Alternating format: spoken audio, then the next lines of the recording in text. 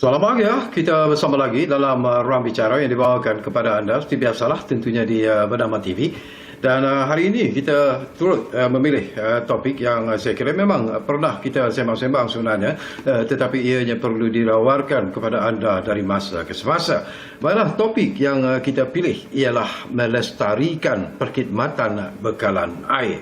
Dan ramai juga yang bertanya sebenarnya kenapa kita memilih topik ini. Ini kerana kita selalu mendapat pandangan daripada orang ramai, daripada rakyat Malaysia, terutamanya mereka yang tinggal di Selangor. Ramai yang mengatakan bahawa kalau tak ada bekalan elektrik untuk sehari dua itu masih lagi boleh bertahan. Tetapi kalau terputusnya bekalan air dalam jangka masa yang agak panjang, 2 ataupun 3 hari, ianya benar-benar memberikan banyak sekali masalah. Jadi inilah antara perkara yang akan kita sembang-sembang bersama dengan tetamu yang cukup istimewa yang sudah pun berada di studio Ruang Bicara ini bersama dengan saya. Baik, kita ingin mengucapkan terima kasih banyak-banyak kepada yang berbahagia Encik Muhammad Fazil Ismail yang merupakan pengarah Unit Komunikasi Korporat dan Hak Ehwal Pengguna di Suruhanjaya Perkhidmatan Air Negara ataupun SPAN. Assalamualaikum Tuan Fazil.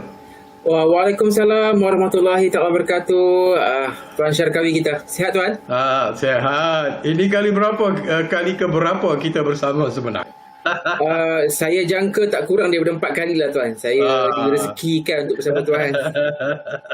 Betul. Dan macam saya katakanlah, walaupun ialah kita seringkali bercakap tentang isu ini, tetapi ianya merupakan isu yang perlu sebenarnya kita sembang-sembang bersama dengan penonton-penonton kita untuk memberi sekurang-kurangnya laporan-laporan terkini berkaitan dengan bekalan air di seluruh negara. Tetapi mungkin menarik jugalah buat permulaan ini barangkali Tuan Muhammad Fazil. SPAN itu sendiri mungkin ialah mereka mengetahui secara sebentar selalu, tetapi mungkin melalui Tuan kita ingin jugalah mendapatkan tentang fungsi dan juga peranan yang dimainkan oleh Suruhanjaya Perkhidmatan Air Negara ataupun SPAN. Silakan Tuan. Baik, terima kasih. Terlebih dahulu saya ucapkan terima kasih banyak kepada Bernama dan Bernama TV terutamanya dan sahabat saya Encik Syarkawi Jirim.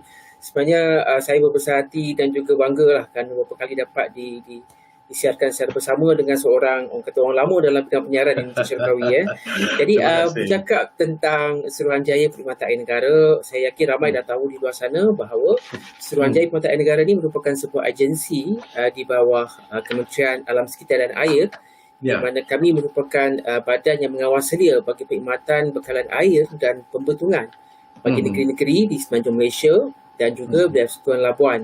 Jadi SPAN ini tertegak dengan 2 akta, Akta 654 dan Akta 655. Akta 654 itu merujuk kepada Akta Industri Perkhidmatan Air, Akta Suruhanjaya Perkhidmatan Air Negara, dan Akta 655 pula merujuk kepada Akta Industri Perkhidmatan Air yang mana kami gunakan dalam menguasakan akta berkaitan dalam mengawal sedia perkhidmatan bekalan air dan pembentungan.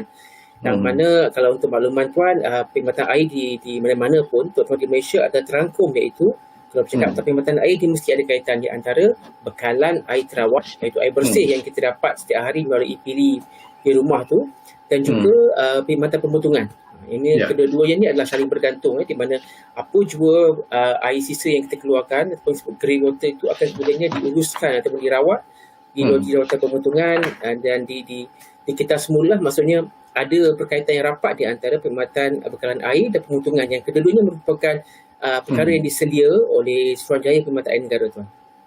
Okey, Tuan Fazil, saya juga nak bangkitkan persoalan inilah. Selalunya lah bila saja berlaku ialah masalah terputusnya bekalan air, yang dipersalahkan selalunya ialah SPAN dan ada juga yang terus menyalahkan Kementerian Alam Sekitar dan Air, malah kadang-kadang menteri di Kementerian Alam Sekitar dan Air juga dipersalahkan. Apakah ini sesuatu yang adil sebenarnya kepada kementerian dan juga kepada SPAN khususnya Tuan? Baik Tuan, begini, kalau bercakap tentang gangguan bekalan air, terdapat 2 gangguan, iaitu gangguan berjadual dan gangguan tidak berjadual. Gangguan berjadual adalah gangguan yang telah pun dimaklumkan ataupun direncanakan lebih awal, di mana setiap contohnya loji perlu kepada penukaran setengah komponen.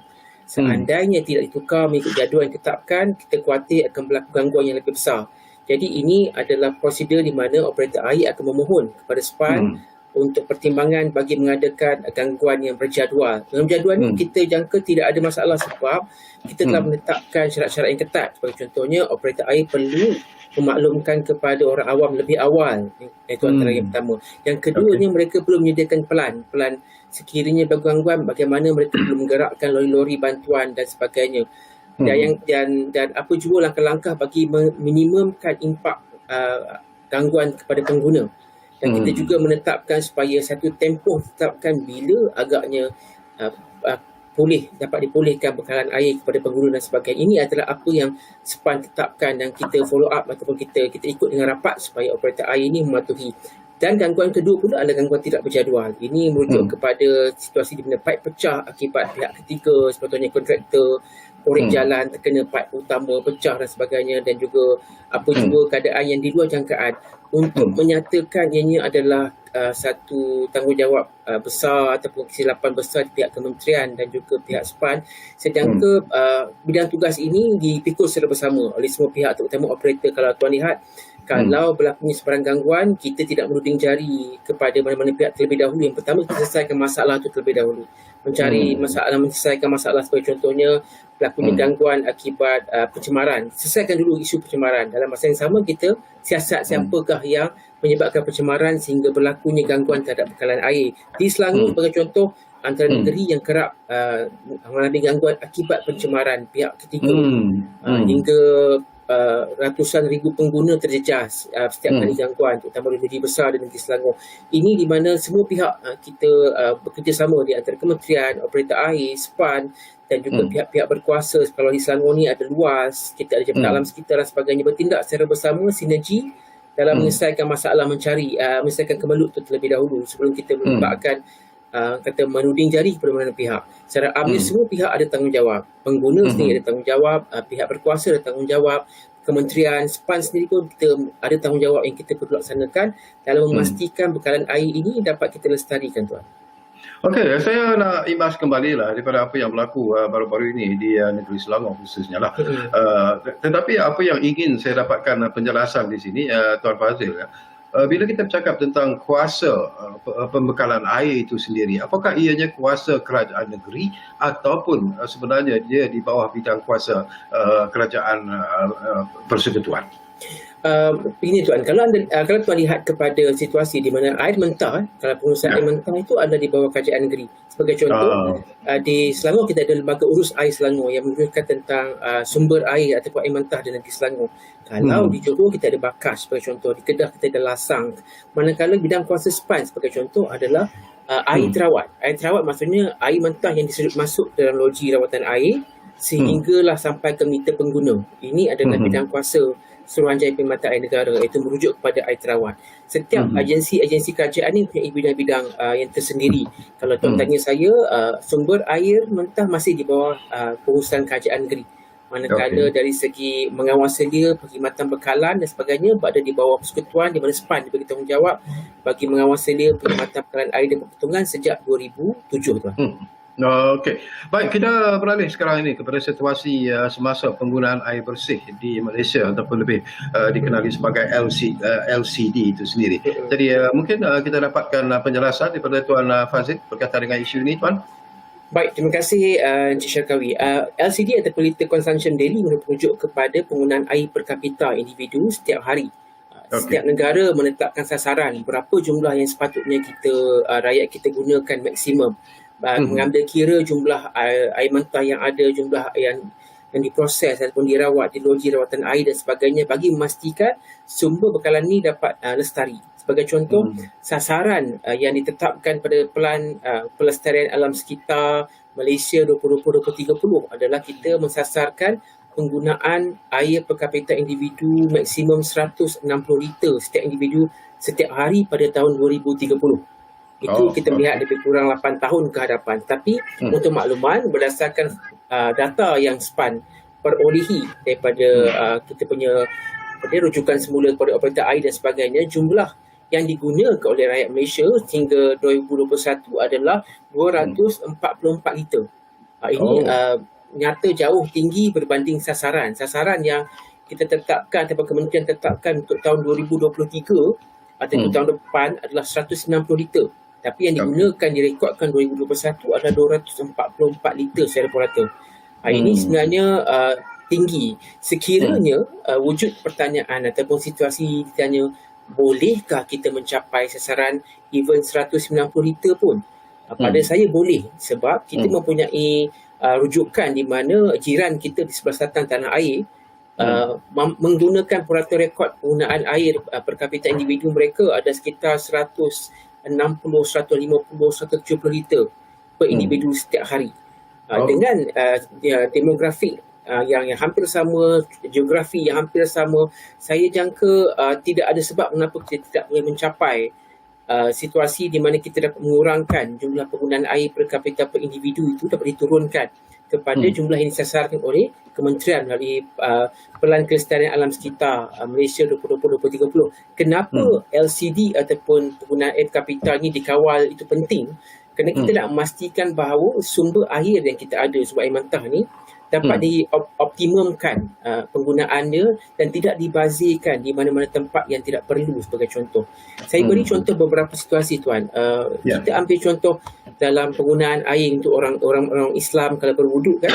Kebanyakan kita menggunakan air yang agak banyak ketika berwuduk. Kalau Tuan pergi sendiri tengok di masjid-masjid, mereka akan buka air dengan pilih dengan maksimum.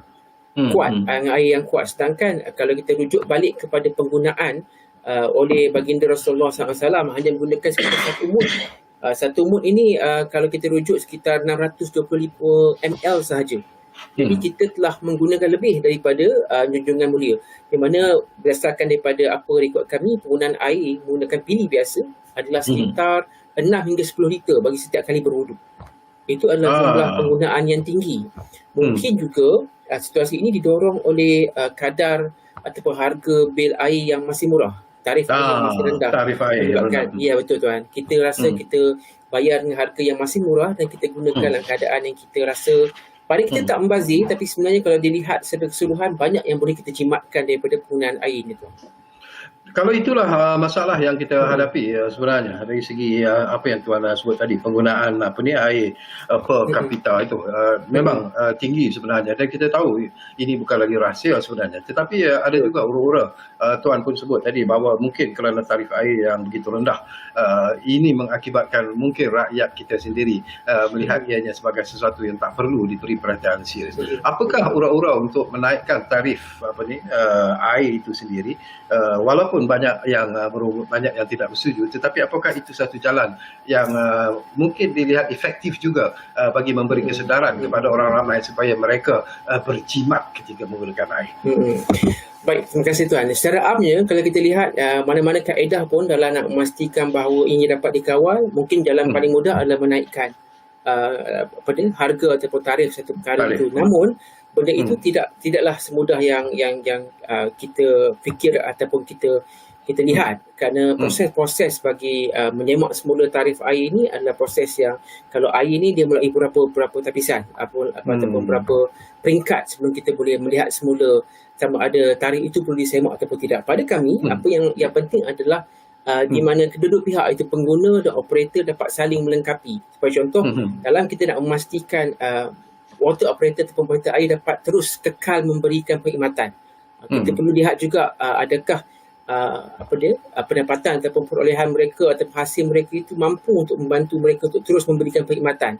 Seandainya hal ini kita tak bagi perhatian, kemungkinan besar, Tuan, mereka tidak dapat mencapai standard ataupun sasaran yang ditetapkan. Sebagai contohnya kualiti air minum dan sebagainya, memastikan bahawa bahan-bahan chemical yang sewajar dengan merawat air dimasukkan. Seandainya pihak operator tidak dapat terus kekal kompetitif dengan kadar tarif sedia ada, mungkin ianya akan membawa satu masalah lain pula di masa hadapan. Untuk maklumat, Tuan, kalau secara jujurnya ada beberapa situasi di mana kebanyakan operator tidak menyemak tarif air dalam tempoh yang agak lama. Sebagai contoh, ada yang tidak lebih 30 tahun tidak disemak tarif airnya, Tuan. Kalau kita bekerja daripada awal dengan gaji yang sama, 30 tahun dengan gaji yang sama, anak bertambah, keluarga makin besar, saya rasa masalah juga kita nak meneruskan kehidupan yang keadaan segitu. Namun melihat kepada air ini sebagai satu aspek yang terpenting dalam kehidupan manusia, perkhidmatan perlu diteruskan. Walaupun keadaan tu dilihat perit dan sukar, tetapi kita terus memberikan perkhidmatan. Ini yang kita rasa setiap kedua-dua pihak lah, iaitu operator dan juga pengguna perlu saling memahami dan bekerjasama dalam memastikan operator dapat beri perkhidmatan yang terbaik dan pengguna memahami akan keperluan operator dalam memastikan kelangsungan perkhidmatan tu tuan. Okey, satu lagi perkara juga saya nak dapatkan pandangan ikhlas daripada Tuan Fazil. Selain pada sikap masyarakat itu sendiri, ada juga yang mengatakan bahawa disebabkan oleh infrastruktur yang begitu lama bila kita cakap tentang bekalan air di negara kita ini. Apakah itu juga antara faktor penting yang mengakibatkan kadang-kadang berlakunya paip pecah dan sebagainya dan akhirnya mengakibatkan kepada pembaziran air itu sendiri, Tuan? Betul. Kalau saya rujuk pada kenyataan Tuan Syarkawi tadi, betul. Sebenarnya paip-paip lama atau paip usang ataupun fasiliti usang yang tidak diganti mengikut jadual yang sepatutnya akan menyebabkan kepada berlakunya ketirisan bekalan air ataupun dalam terma perkhidmatan air disebut NRW ataupun air tidak terhasil. Sebagai contoh tuan, saya bagi satu tamsilan. Saya goreng 10 kuih. Dalam perjalanan saya terjatuh, hanya 4 kuih saya dapat selamatkan. Jadi saya dapat pergi ke pasar dan jual hanya 4 kuih saya dapat jual. Sedangkan kos saya adalah untuk 10 kuih. Begitu juga dengan air yang dibekalkan, yang diproses di loji. Bila kita nak rawat, kita nak sampaikan kepada pengguna dalam perjalanan tu berlakunya paip-paip bocor, hanya 40% saja yang mungkin sampai kepada pengguna akibat daripada paip bocor. Tetapi menggantikan paip bukan semudah yang kita jangkakan. Kos ni agak besar. Apabila melibatkan paip-paip besar, paip utama dan sebagainya. Yang kedua, apabila kerja-kerja menggantikan paip ini juga memerlukan penutupan jalan dan sebagainya. Kalau tuan lihat, kebanyakan paip-paip kita berada di bawah tanah. Jadi bersemiratlah kalau dilihat kebanyakan di bawah tanah. Dan kerja-kerja penukaran paip ni selain melibatkan kos yang besar, dia juga melibatkan kerja-kerja yang mungkin mengganggu laluan dan sebagainya. Tetapi hal-hal ini memang kita beri perhatian, kerana tanpa penggantian paip dan sewajarnya ataupun melalui aktiviti-aktiviti penukaran paip mengikut tempoh yang sewajarnya, perkhidmatan akan mengalami masalah. Bukan hanya kepada pihak operator kerana menanggung kerugian akibat pengeluaran yang tidak memulangkan hasil daripada mereka, tetapi pengguna juga akan berhadapan situasi di mana mereka akan mendapat jumlah air yang kurang daripada sepatutnya. Ini antara turut menyumbang tekanan air rendah dan sebagainya, kerana tidak sampai air yang dibekalkan itu tidak sampai kepada pengguna kerana terbocor di tengah jalan. NRW ataupun air tak terhasil ini boleh diatasi dengan satu ataupun dua kaedah. Yang pertama tadi, yang terbaik adalah menggantikan paip yang telah uzur. Tetapi ada situasi di mana paip bocor ini boleh dibaiki lagi seandainya pihak pengguna menyedari sebarang situasi paip bocor apabila mereka mungkin nak pergi bekerja sebagainya, sila laporkan segera kepada operator air. Ini akan membantu pihak operator untuk menangani ketirisan dengan lebih segera. Dan kalau ikutkan pandangan kami sejujurnya, mana-mana paip yang telah mencapai usia maksimum, terutamanya paip-paip jenis asbestos semen ni, perlu kita gantikan dengan paip-paip yang lebih tahan lasak, heavy duty, yang mana boleh bertahan dengan lebih lama, kerana kebocoran paip-paip ini juga akan mengundang kepada debris ataupun bahan-bahan luar yang mungkin masuk dan mencemarkan air yang dibekalkan kepada pengguna. Sebab itulah pihak operator melalui ISPAN kita minta supaya dikekalkan klorin dalam air yang dibekalkan, supaya seandainya ada bahan cemar lain ataupun tanah masuk ke dalam paip-paip yang bocor ni, masih boleh ditangani dengan klorin yang masih ada dalam air yang dibekalkan kepada pengguna tu. Baik, juga berkaitan dengan isu ini sebenarnya Tuan, saya juga ialah disuruh untuk bertanya soalan ini kepada pihak SPAN khususnya lah. Baik, bila kita bercakap tentang menukar paip-paip yang dianggap sudah pun usang, yang begitu lama sebenarnya, memang diperlukan untuk ditukar kepada paip-paip yang baru. Tetapi in terms of cost yang terpaksa ditanggung, apakah SPAN ataupun kerajaan negeri ataupun operator-operator di peringkat negeri itu yang akan menanggung kos keseluruhannya untuk pertukaran paip-paip yang dianggap perlu ditukar ketika itu? Penukaran paip ataupun bahan ni ada yang melalui bantuan kerajaan, tidak nafikan. Ada yang melalui bantuan daripada kerajaan untuk menaik taraf mana-mana kawasan. Ada juga yang diusahakan oleh kerajaan negeri. Sebab dalam nak memastikan perkhidmatan bekalan air ini sentiasa mencapai target atau standard yang ditetapkan, kerajaan negeri juga mempunyai tanggungjawab. Untuk makluman tuan, kebanyakan motor operator majoritinya merupakan hak milik kerajaan negeri, dimiliki juga oleh kerajaan negeri. Jadi kerajaan negeri sendiri mempunyai tanggungjawab nak memastikan bahawa perkhidmatan yang disampaikan kepada pengguna itu mencapai taraf yang mereka harapkan. Jadi semua pihak ada memainkan peranan di sini. Kalau tuan lihat kerajaan sendiri geran-geran tertentu ataupun patut-patut tertentu pinjaman melalui mungkin daripada agensi mereka seperti Pemerintah Aset Air Berhad dan sebagainya, dan juga kerajaan negeri juga memainkan peranan dalam memastikan projek-projek. Sebagai contoh, kerajaan negeri Selangor sendiri telah mengumumkan sebelum ini peruntukan yang besar dalam menggantikan ataupun naik taraf perkhidmatan. Apabila kerajaan negeri mengambil alih perusahaan air Selangor, mereka telah mengumumkan satu dana yang besar dalam menambah baik perkhidmatan dalam tempoh 30 tahun, apa yang mereka akan buat dengan dana tersebut dan sebagainya. Ini maksudnya kerajaan negeri sendiri mempunyai peranan, dan dalam persekutuan juga dalam masa yang sama melihat kepada aspek menambah baik perkhidmatan bekalan air selaras dengan Sustainable Development Goals yang ke-6 SDG, iaitu pembekalan air yang bersih dan sanitasi yang baik, di mana setiap negara termasuk kita pun menyokong, dan kita akan pastikan bahawa peningkatan kualiti perkhidmatan itu adalah dibuat dari masa ke masa, tuan. Okey, baik, kita nak dapatkan juga pandangan tuan ya. Ini berkaitan dengan plan pelestarian alam sekitar 2020 2030. Jadi mungkin tuan boleh memberi gambaran yang lebih detail apa sebenarnya yang dimaksudkan dengan plan pelestarian alam sekitar 2020 2030 ini, tuan. Terima kasih, tuan. Pelan pelestarian alam sekitar atau pelestarian Malaysia ini dibangunkan oleh Kementerian Alam Sekitar dan Air, meliputi pelbagai aspek daripada melibatkan pelbagai agensi di bawah kementerian selain SPAN. Di bawah kementerian juga ada Jabatan Alam Sekitar, Jabatan Pengairan dan Sairan, Naharim dan sebagainya. Jadi SPAN ataupun Perkhidmatan Pengelolaan Air ini berada di bawah pengukuhan governance perkara ke-6 hingga perkara ke-10 di dalam 30 sasaran pelestarian alam sekitar tersebut. Kalau dapat saya lihat, antara yang ditekankan dalam pelan pelestarian alam sekitar itu adalah air tak terhasil atau NRW, penggunaan air domestik tadi yang kita bincang tentang LCD, diesel margin yang disimpan oleh pihak operator dalam memastikan kelangsungan perkhidmatan tidak ada gangguan, kemampuan operator untuk terus beroperasi, perkhidmatan pemotongan, air pulih guna. Air pulih guna ni satu yang menarik jugalah kalau dapat saya kongsikan, di mana pihak Indah Water Consortium yang merupakan penyedia perkhidmatan pemotongan nasional kita mengadakan kerjasama dengan operator air dalam memastikan bahawa air pulih guna, air yang telah diproses oleh IWK yang memenuhi standard, kemudiannya dibekalkan kepada pihak industri.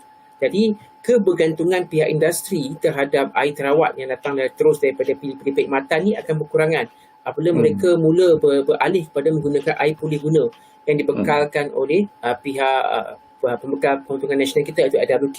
Ini antara sasaran juga yang ditetapkan, dan juga perkhidmatan pemotongan yang bersambung bandar. Kalau tuan lihat, kebanyakan macam baru-baru ni pun IWK telah mengambil alih beberapa lagi, termasuk di Johor Bahru dan sebagainya, mengambil alih bagi memastikan semua perkhidmatan pemotongan ni bersambung terus secara centralized, bagi memastikan urusan yang lebih cekap lah, tuan. Jadi ada dari perkara 6 sampai perkara 10 itu merupakan apa yang ditetapkan di dalam pelan pelestarian alam sekitar Malaysia ni. Apa tujuan objektif dia adalah memastikan progres ataupun peningkatan dari masa ke masa. Sebagai contoh, pelan pelestarian ini menetapkan sasaran penggunaan air per kapita per individu setiap hari dikurangkan daripada sekarang ni. Contoh saya letak 244, sasaran kita pada 2023 adalah 190. Kemudian pada 2025 adalah 180, dan seterusnya pada 2030 adalah 160 liter setiap individu setiap hari. Jadi apa yang pelan ini objektifnya adalah memastikan bahawa alam sekitar kita ini dapat terus kekal memberi manfaat kepada orang ramai. Dengan caranya setiap agensi dan individu dan orang perseorangan memainkan peranan dalam nak melaksanakan ini pun. Pihak SPAN dan operator tak boleh buat sendiri. Kita tetap perlu orang ramai membantu kita menggunakan air secara berhemat dalam memastikan kelangsungan perkhidmatan peranan air, tuan. Okey, bila tuan sebut tentang isu ini, menarik. Saya teringat apa yang pernah disebut oleh Yang Berhormat Menteri Alam Sekitar dan Air. Beliau ada mengatakan, Yang Berhormat pernah menyebut bahawa air adalah kehidupan kita. Ini satu statement yang cukup jelas sebenarnya. Tetapi sejauh mana rakyat sebenarnya menyaut seruan daripada Yang Berhormat Menteri itu sendiri dan memahami, dan apa pula yang dilakukan oleh SPAN dalam usaha untuk memberi kesedaran kepada pengguna air itu sendiri, kepada kita rakyat Malaysia khususnya, tuan. Baik. Terima kasih Tuan. Sebenarnya memang tepat apa yang dinyatakan bahawa air adalah kehidupan. Air ini disebut berapa kali, diangkat berapa kali dalam Al-Quran. Kita melihat bahawa kemuliaan air. Dalam pengamalan agama lain pun disebut tentang air-air, konsep-konsep tertentu yang mana air merupakan suatu punca ataupun peledak kepada satu evolusi dan sebagainya. Jadi air itu memang satu yang paling asas digunakan daripada awal pagi kita bangun sampai ke malam kita tidur, kita tak dapat berpisah dari air. Ataupun dengan mudahnya manusia boleh hidup lebih lama dengan adanya air berbanding kalau tiada makanan. Maksudnya dibanding makanan dan air itu lebih penting. Maksudnya air itu boleh membantu kita untuk terus meneruskan kehidupan. Jadi apa yang pihak SPAN laksanakan bersama rakan operator kami dalam mendidik pengguna dalam memastikan air ini dapat dilestarikan adalah mengadakan kempen-kempen yang kita buat secara bersama dengan water operator dan operator air dan juga media termasuk macam kita buat di Bernama ini dalam nak menyedarkan awam tentang perlunya kita menggunakan air secara berhemat. Selain daripada itu Tuan, SPAN juga telah mengusahakan apa yang disebut sebagai skim pelabelan produk cekap air. Apa skim ni? Kita SPAN tidak menjual produk, tetapi kita mengiktiraf produk-produk yang mana telah diuji oleh badan bebas yang berkelayakan bahawa produk itu dapat menjimatkan penggunaan air. Dan kita akan mengesyorkan supaya produk-produk ini digunakan oleh orang awam maupun pihak industri supaya bersama-sama mainkan peranan dalam memastikan penggunaan air secara berhemat. Untuk makluman Tuan, skim pelabelan produk cekap air yang saya sebut tadi telah pun diperkenalkan sekitar 2013. Sekitar 2013 dan juga ada 5 produk yang telah dikenalkan ataupun dikelaskan sebagai produk cekap air, iaitu pilih air yang kita guna di rumah tu, pilih pancuran mandi, urinal, tandas duit simbahan dan juga mesin basuh. 5 produk ini kita dapati boleh kita gunakan mekanisme dia dalam menjimatkan penggunaan air. Penggunaan air itu dapat dikawal dan melalui kaedah-kaedah industri perkhidmatan air dan sirkulasi air dan pemasangan paip pindaan 2021 ia telah kita gazetkan di mana urinal dan tandas duit simbah mulai 1 Februari 2014 mana-mana pembangunan baru, pembinaan rumah baru perlu menggunakan produk cekap air untuk jenis urinal dan juga tandas duit simbah. Manakala untuk pilih dan juga pancuran mandi mulai 10 Mei 2021 pemaju perumahan yang bina rumah baru perlu menggunakan produk cekap air untuk pilih pancuran mandi, pilih urin dan tandas duit simbah bagi peralatan-peralatan yang dipasang dalam projek-projek perumahan baru. Ini antara inisiatif yang dijalankan oleh SPAN dalam memastikan bahawa kita sama-sama seandainya orang kata ingatan lisan tu mungkin kurang berkesan, kita guna pula mekanisme tukar peralatan pula. Tengok mungkin peralatan tu dapat membantu kita. Sebagai contoh, sebab produk cekap air ni Tuan ada 3 bintang, 2 bintang, 1 bintang. Kalau 3 bintang tu pengeluaran dia hanyalah di antara 1.5 liter kalau bilik air 1.5 liter hingga 4 liter sahaja bagi setiap minit. Tuan buka lah sampai habis pun maksimum boleh keluar adalah 4 liter saja seminit. Berbanding penggunaan pilih biasa pengeluaran dia antara 8 hingga 10 liter bagi setiap minit. Jadi kalau kita tak dapat disiplinkan diri kita melalui ingatan-ingatan yang diberi, kita guna pula mekanisme peralatan. Mungkin ini akan dapat membantu kita dalam menjimatkan penggunaan air Tuan. Ini antara apa inisiatif yang SPAN jalankan. Okey, semakin menarik sebenarnya informasi yang kami terima daripada Tuan Fazil. Tapi seperti biasalah Tuan, saya tahu Tuan juga mungkin kekeringan tekak sekarang ini perlu minum air. Saya juga perlu minum air sebenarnya. Penonton kita juga perlu membasahkan tekak mereka buat seketika. Tapi jangan ke mana-mana, kembali semula sebentar saja lagi bersama kami di Ruang Bicara yang kami bawakan kepada anda. Tentunya mana lagi Bernama TV pastinya. Kita jumpa lagi selepas ini.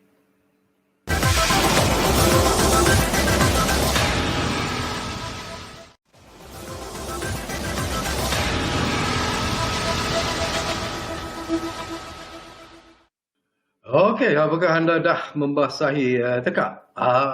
Great. Alhamdulillah. Baik, kita kembali semula ke ruang bicara ini. Terima kasih kerana anda masih lagi menumpukan perhatian bersama kami. Dan kita masih lagi bercakap tentang melestarikan perkhidmatan bekalan air. Dan tentunya kita masih lagi bersama dengan tetamu yang cukup istimewa sebenarnya yang berbahagia, Encik Muhammad Fazil Ismail, iaitu pengarah unit komunikasi korporat dan haiwan pengguna di Suruhanjaya Perkhidmatan Air Negara ataupun SPAN. Baik. Tadi Tuan bercakap tentang penggunaan produk cekap air dan ini Betul. sememangnya boleh memberikan manfaat yang begitu baik sekali. Tetapi Mm-mm. sambutan daripada pengguna macam mana? Apakah kita perlu ataupun SPAN perlu memikirkan ataupun kerajaan perlu memikirkan suatu proses penguatkuasaan dalam usaha menjamin bahawa Mm-mm. produk cekap air ini mungkin dapat disambut dengan baik oleh pengguna-pengguna air itu sendiri, Tuan. Baik, terima kasih Tuan, terima kasih. Alhamdulillah dah minum tadi. Okey, untuk makluman Tuan, Ya. produk-produk cekap air ni buat masa ini kita telah kuasakan kepada pemaju-pemaju perumahan untuk projek-projek baru. Okey. Dalam 5 senarai produk yang kita sebut tadi, satu-satunya produk yang tidak kita letakkan sebagai kewajipan untuk pemaju baru adalah mesin basuh. Sebab mesin basuh ni lebih bersifat kepada pilihan individu, di mana setiap individu yang mana nak menggunakan air, nak menggunakan mesin basuh yang dapat menjimatkan air, boleh pilih menggunakan mesin basuh yang mempunyai label cekap air. Tapi untuk 4 produk lagi seperti bilik air, bilik pancuran, bilik tanah diri simbahan dan urinal ni memang telah pun diletakkan sebagai mandatory kepada pemaju-pemaju perumahan untuk projek baru untuk dilaksanakan. Pun begitu, walaupun kita tidak meletakkan ini sebagai mandatory kepada pengguna, kita sangat menggalakkan pengguna di luar sana untuk bertukar pada produk cekap air. Kerana apa? Kerana jika digunakan secara betul, produk cekap air dapat membantu menjimatkan penggunaan air anda sehingga 50% kalau ikutkan. Sebab dari segi aspek pengeluaran air yang dapat dikawal secara jangka masa panjang, yang akan dapat membantu mengurangkan bil bulanan anda, ataupun dengan kata mudahnya lebih bintang, lebih cekap, lebih jimat. Anda pilihlah 3 bintang, lebih cekap, lebih jimat.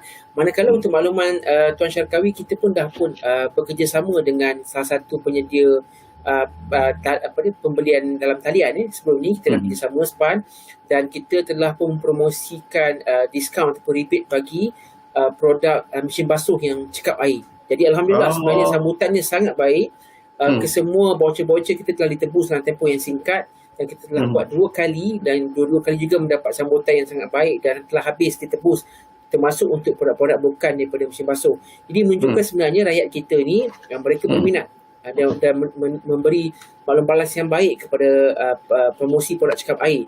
Mungkin penggunaan itu akan diperluaskan dari masa ke masa setelah kita melihat kesan. Untuk makluman Encik Syarkawi, kita telah pun memasang produk-produk cekap air ini melalui projek-projek khas di beberapa lokasi. Sebagai contoh, kita ada kerjasama dengan MGTC atau Malaysia Green Tech Corporation and Climate Change ni adalah kerjasama dalam kita nak tukar produk-produk cekap air di masjid-masjid, supaya pilih-pilih di masjid itu adalah pilih cekap air. Untuk makluman Tuan juga, melalui projek kita dengan Indah Water Consortium, kita telah tukar pilih-pilih di tanam tandas di rumah-rumah ibadat menggunakan pilih cekap air. Ini antara apa yang kita usahakan supaya kita promosi terhadap produk cekap air itu lebih meluas, supaya orang ramai lebih tahu produk cekap air, dan di mana kita nak dapatkan produk cekap air ini, nak cari orang ramai boleh dapatkan. Kalau mungkin jarang kita pergi ke tempat-tempat cari barang-barang dapur ni, barang-barang perkasan bilik air, anda boleh pergi di laman web SPAN, www.span.gov.my. Cari dalam tu ada produk cekap air PCE dan senarai pembekal produk cekap air ni ada, dan anda boleh dapatkan produk cekap air ni melalui pembekal kami yang berdaftar dengan Suruhanjaya Pengelolaan Air Negara, Tuan. In terms of pricing pula, harga untuk produk-produk cekap air ni, apakah ianya dikawal oleh kerajaan, apakah ianya bersifat kompetitif dengan produk-produk biasa? Dia bersifat kompetitif, Tuan. Kalau boleh saya katakan, harga ni tidaklah begitu tinggi. Sebagai contoh, satu bilik air itu range harga daripada 30 sehingga, kalau Tuan tengok daripada kualiti, sehingga boleh pergi sampai RM60, RM70 itu jenis. Dan juga bergantung pada jenis bintang. Kalau 3 bintang mungkin lebih cekap, penggunaan bahan yang lebih teliti, mungkin harga dia boleh cecah sehingga RM60 atau RM70. Tetapi nilai tersebut, jika dibandingkan dengan penggunaan jangka masa panjang, jarang kita tukar bilik air ni. Mungkin selepas 3 hingga 5 tahun digunakan baru kita akan tukar. Jadi dari segi berbanding harga dan juga penggunaan, tahun penggunaan tu, saya rasa masih berbaloi kalau kita bertukar pada produk cekap air. Untuk jangka masa panjang memang menjimatkan bil dan juga perbelanjaan kita tu. Okey, baiklah kita pergi kepada isu yang apa dia bertambah serius sebenarnya. Ini Hmm. juga berkaitan dengan bekalan air sebenarnya tuan. Tadi pun Hmm. di awal-awal program saya sebut kalau tak ada listrik itu kita masih lagi lah boleh bertahan sehari dua. Betul. Tapi kalau tak ada air, masya-Allah kita tahulah apa yang akan terjadi sebenarnya. Baru-baru ni pun Hmm. Hmm. bila tempat tinggal saya tak ada air Hmm. selama 2 hari tak silap saya terpaksa pergi jauh untuk mencari air untuk Betul. mandi, Betul. basuh dan sebagainya. Baik, tetapi ini agak menduka citakan apa yang berlaku kepada penduduk di kampung Cengkuak di Jerantun. Hmm. Mereka merayu akan masalah bekalan air di kawasan itu yang dikatakan berlarutan dah 40 tahun lamanya, Hmm. perlu diberi perhatian yang serius, perlu diatasi dengan segera. Dan yalah, mungkin Tuan boleh terangkan apa sebenarnya yang punca yang berlaku ataupun menyebabkan bekalan air di kawasan tersebut terputus. Adakah masalah Hmm. ini akan selesai apabila paip utama diganti atau apa yang perlu dilakukan oleh SPAN sebenarnya? Terima kasih Tuan kerana menyuarakan tentang hal ini. Ya. Terlebih dahulu kita menyuarakan simpati kita kepada penduduk yang mengalami terjejas perkhidmatan bekalan air mereka. Untuk makluman, kita telah pun mendapatkan makluman balas berdasarkan daripada wakil kita di Pahang iaitu masalahnya punca daripada kerja-kerja penyelenggaraan. Di sana mereka antara LRA beroperasi bagi membekalkan air kepada lokasi ini di Cengkuak ni adalah daripada Loji Rawatan Air Batu Balai.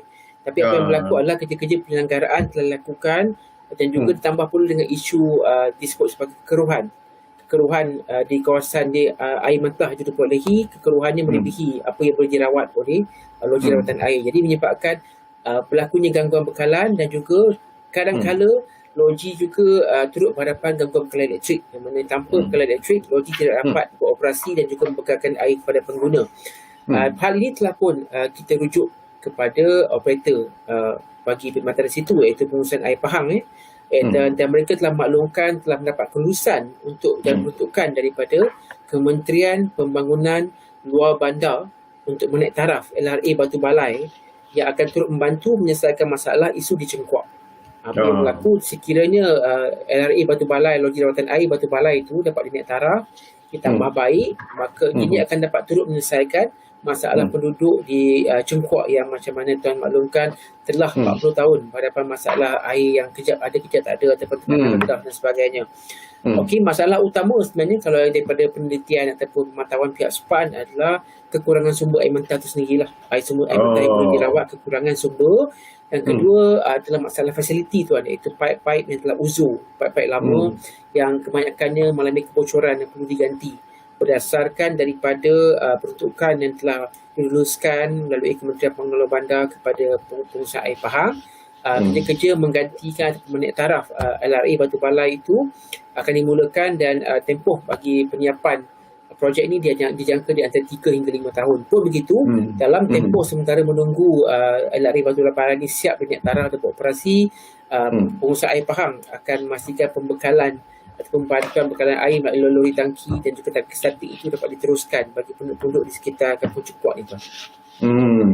Baik, kita tinggalkan dulu dan kita mengharapkan sesuatu yang positif sebenarnya kepada penduduk-penduduk di kampung Cengkuak di Jerantut, dan seperti apa yang disebut oleh Tuan Fazil tadi, memang langkah-langkah untuk membantu mereka sedang dilakukan ketika ini.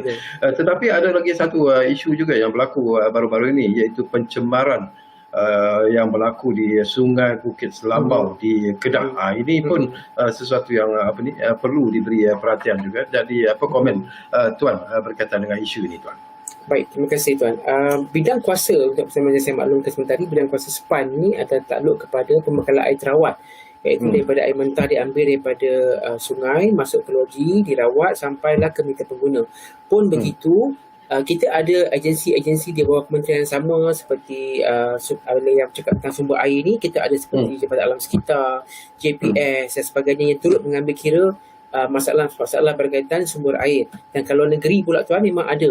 Macam di Selangor ni luas, kalau di Kedah tu Lasang yang akan memberi perhatian terhadap isu-isu berkaitan dengan sumber air mentah.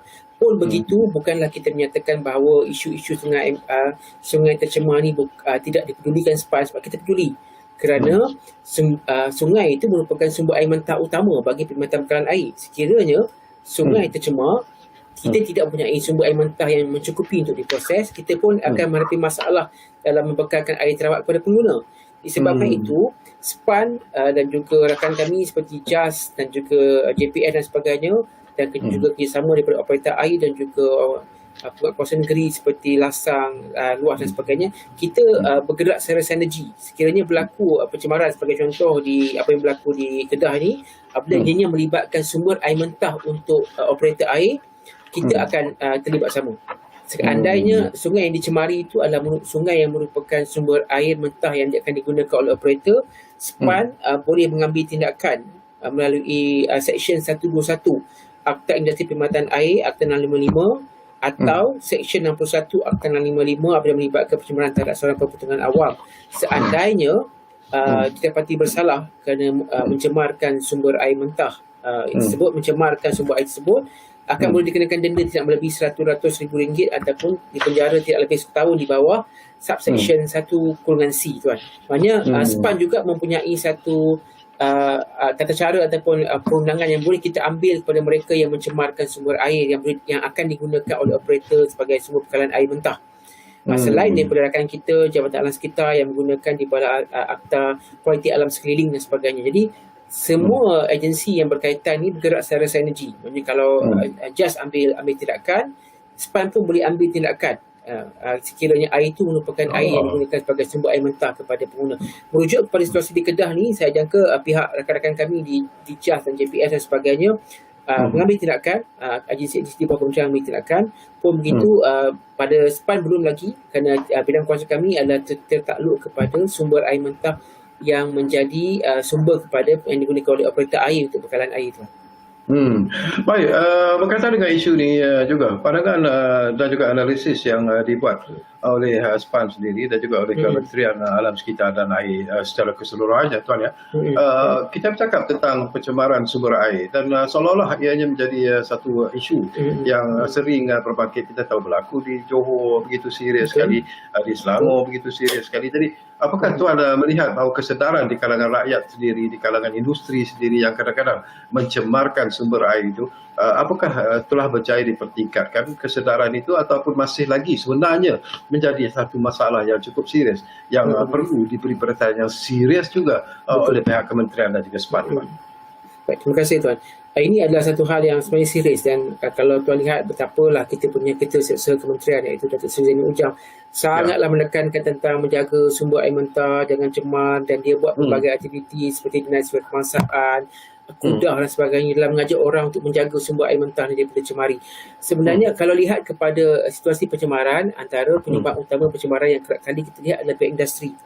Kalau dibabitkan apa-apa pencemaran utama ni, pihak industri sebab bahan kimia yang dilepaskan tu, andainya ada ketikanya yang menghasilkan bau yang tidak menyenangkan, ada kena terus menukar warna air sungai kepada warna lain dan sebagainya. Tetapi kita tidak mahu terlepas pandang kepada pengguna awam seperti kita.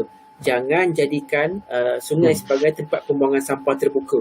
Kalau tuan lihat dulu pernah berlaku situasi video yang ditularkan seorang pelajar habis peperiksaan terus buang buku-buku semua dalam sungai sebagainya. Hal ini tidak membantu untuk menjadikan sungai itu lebih indah ataupun lebih bermanfaat kepada orang ramai. Jadi kebanyakan orang-orang yang mungkin tidak melihat kepentingan sungai menjadikan sungai sebagai tong sampah terbuka, tuan. Ini sebabnya amat tidak sihat dalam memastikan sumber air mentah kita itu mencukupi. Buat masa sekarang lebih kurang kita ada 200 kurang lebih 200 batang sungai yang kita jadikan sebagai sumber air mentah di seluruh semenanjung Malaysia. Seandainya sungai-sungai yang ada ni makin lama semakin berkurangan, saya khawatir kita akan berhadapan situasi tidak cukup sumber air mentah tu, tuan. Terpaksa pula kita mencari alternatif lain untuk membekalkan air kepada pengguna, yang mana ada kesan dominonya. Sekiranya kita berpindah kepada sumber-sumber lain akan meningkatkan kos pula. Seandainya contohnya kita gunakan kaedah yang disebut-sebut antaranya menetralkan atau menyah garamkan air laut, kos tinggi. Adakah kita sanggup membayar kos tu ataupun menggunakan air bawah tanah, kos untuk proses juga tinggi. Jadi adakah kita telah bersedia untuk pergi ke arah itu? Jadi pada saya sumber air mentah ataupun sungai itu masih memadai sebagai sumber air mentah utama. Cuma pada kita pengguna sila peka, jangan bazir, jangan cemarkan sungai. Yang pertamanya, kalau nampak aktiviti pencemaran sungai, sila maklumkan segera. Banyak pihak-pihak agensi yang mengambil tanggungjawab ataupun mengambil peduli tentang sungai ini. Anda boleh laporkan terus kepada Jabatan Alam Sekitar atau kepada SPAN sendiri, maklumkan tentang pencemaran sumber air ini. Dan kita juga nak mengajak orang ramai lah untuk sama-sama memahami bahawa sumber air mentah tu semakin terhad akibat perubahan iklim dan pencemaran, jadi jangan cemarkan. Dan kos menguruskan pembekalan air bersih semakin meningkat. Dan pengguna seharusnya menggunakan air bersih secara berhemat, tuan. Dan bagi sama-sama kita bekerja ni, marilah kita bertukar produk cekap air supaya kita menjadi pengguna yang bertanggungjawab, tuan. Ada juga saya dengar desakan yang dibuat oleh Kementerian Alam Sekitar dan Air tuan ya. Terutamanya kewujudan kilang-kilang di tepi-tepi sungai dan sebagainya, dan itulah antara faktor-faktor ataupun antara penyebab yang berlakunya pencemaran sungai-sungai dan sebagainya. Jadi apakah tuan melihat bahawa desakan dan juga seruan yang dibuat oleh Kementerian Alam Sekitar dan Air ini telah mula memberi impak ataupun kesan kepada negeri-negeri sendiri supaya tidak mewujudkan kilang-kilang di tebing-tebing sungai itu sendiri, tuan? Betul. Alhamdulillah, maklum balas ataupun apa yang disuarakan oleh kementerian itu telah mendapat respon yang positif daripada negeri. Ini berdasarkan kerana, tuan, seandainya berlakunya gangguan bekalan air, ia akan memberi penjejasan langsung terus kepada negeri. Kesan dia terus dapat daripada negeri. Kalau negeri tidak boleh kerjasama, maka mereka akan terus menerus berhadapan situasi gangguan bekalan air. Jadi secara amnya, negeri-negeri yang berkaitan akan memberi kerjasama. Seandainya mereka tidak beri kerjasama dalam mengekang pencemaran ini, sama ada mengambil tindakan kepada pihak industri yang terlibat ataupun memikirkan kaedah bagaimana kilang-kilang di pesisir sungai ini tidak mencemarkan sumber air, yang akan menerima kesan langsung adalah negeri itu sendiri. Jadi ini telah menggerakkan kajian negeri untuk beri kerjasama kepada pihak SPAN. Untuk makluman tuan, telah banyak kes yang telah kita bawa ke mahkamah untuk kita dakwa, dan telah banyak kes yang telah kita berjaya buktikan tentang pencemaran yang berlaku, sama ada oleh SPAN sendiri atau rakan kita Jabatan Alam Sekitar. Ini menunjukkan bahawasanya kesedaran tentang tidak mencemarkan sungai sebagai sumber air mentah itu telah meningkat. Dan kerajaan negeri saya yakin sangat mengambil berat tentang ini, kerana kesan pencemaran itu adalah kesan langsung kepada industri di negeri tersebut. Kalau air tercemar, banyak industri terpaksa tidak mendapat bekalan air, dia akan mencecahkan keadaan ekonomi. Jadi nak tak nak, mereka akan beri kerjasama dalam memastikan bahawa tak ada gangguan bekalan air di negeri-negeri mereka. Okey, satu lagi isu yang mungkin dianggap tidak penting, tapi bagi saya penting sebenarnya nak dapatkan komen daripada tuan. Berlaku lagi ke, tuan, kes-kes seperti curi air, curi kepala paip ataupun meter air ni, tuan? Kalau berlaku, mungkin dari segi statistiknya boleh kita kongsi bersama, tuan? Okey, masih berlaku. Kalau tuan lihat, kalau curi kepala air itu, kita pernah buat satu pelaporan media tentang jumlah yang agak besar yang berlaku di sebuah negeri di Pantai Timur. Di mana kepala-kepala air pili yang ni adalah nilai dia, walaupun nilai dia tidak besar, tapi kalau dikumpulkan secara pokal yang banyak, dapat juga sejumlah wang kepada mereka yang membuatnya. Jadi hal ini telah pun diambil tindakan sebab kita ada akta yang boleh kita kenakan kepada pelaku. Vandalism terhadap macam dulu kita pernah tularkan tentang ada individu yang merosakkan paip, pijak paip, pecahkan paip. Kita pernah tularkan. Jadi pembuatan vandalism dan sebagainya ni kita boleh ambil tindakan melalui Akta 655 yang mana Akta Industri Perkhidmatan Air. Dan memang berlaku lagi kecurian air. Sebenarnya nampak macam remeh, tuan, macam remehnya takkan air pun nak curi. Tapi sebenarnya air banyak kes yang kita dapati curi oleh kontraktor-kontraktor besar, macam buat projek-projek perumahan, kontraktor yang terlibat dengan industri pembuatan dan sebagainya, banyak. Tuan, kerana tuan. Saya nak tanya, dia curi itu maksudnya macam mana? Dia tak ada tak melalui meter air ataupun direct macam mana? Kalau terma curi ni adalah pengambilan secara tak sah, dia tapping, dan disebut sebagai tapping. Andai kebanyakan pipe kita ni di bawah tanah. Jadi bila pipe bawah tanah, sebarang aktiviti tapping ni tak nampak. Terutama kalau tuan bercakap tentang kontraktor buat projek-projek perumahan, dia tutup dengan zinc kiri dan kanan. Jadi dia korek di bawah tanah dan terus tebuk daripada pipe utama. Macam dalam gambar tu contohnya. Dia tapping terus daripada situ. Jadi dia tak melalui meter. Kalau ada setengah situasi tu, mereka buat meter kat luar, tapi meter tu hanyalah decoy ataupun meter tu hanyalah untuk mengaburi mata penguatkuasa sahaja. Kita nampak projek besar tapi penggunaan air sikit. Kat situ nampak tak normal ni, tuan. Jadi kebanyakan kes hanya akan dapat dikesan sekiranya kita terima aduan tentang tekanan air rendah di kawasan tersebut. Bila kita pergi dan buat simakan memang berlakunya kecurian. Kadang-kadang kita rasa pelik, yang mencuri ni bukannya orang persorangan ataupun kapal-kapal kecil. Kadang-kadang kapal besar pun ada terlibat sama dalam mengambil air. Yang pada mereka hanya remeh, mungkin boleh menjimatkan kos dan sebagainya, tapi apabila mereka disaman dan didenda, ini akan menjadi lebih rumit sebab mereka perlu bayar recover kos keseluruhan. Seandainya mereka dah curi selama 3 tahun pada operator, mereka kena bayar total kos 3 tahun yang dianggarkan oleh operator. Dalam masa yang sama, mereka pula perlu berapan compound yang akan dikeluarkan oleh mahkamah berdasarkan apa yang saman yang dikeluarkan oleh pihak SPAN dan sebagainya. Jadi kita mendapati curi air ni masih berlaku dan dia tak memberi apa-apa manfaat kepada mana-mana pihak lah. Seandainya anda diberkas, kemudiannya anda akan mendapat kesulitan di mana air itu akan dipotong terus di lokasi. Anda tak ada bekalan, anda perlu jelaskan sejumlah besar. Bayangkan kalau anda tak jelaskan selama 3 tahun, anda kena bayar 3 tahun punya bil kepada operator. Anda pula kena bayar compound, baru air akan disambung. Ia yang satu yang sangat membebankan. Harga air taklah semahal mana, tuan. Kalau untuk makluman tuan, air 1 meter padu lebih kurang lebih murah, jauh lebih murah daripada air yang dijual di kafe-kafe hipster, tuan. Bil air kita bulanan jauh lebih murah. Kadang-kadang air kafe hipster tu satu cawan dah RM20-30. Bil air bulan-bulan baru RM12, RM13-14. Oh, tak nak bayar kan? Okey, tuan ada tak? Yalah, kalau ada lah, kalau tak ada pun tak apa, tentang figure ataupun jumlah kes kerugian yang terpaksa ditanggung akibat daripada kegiatan curi air ni tu.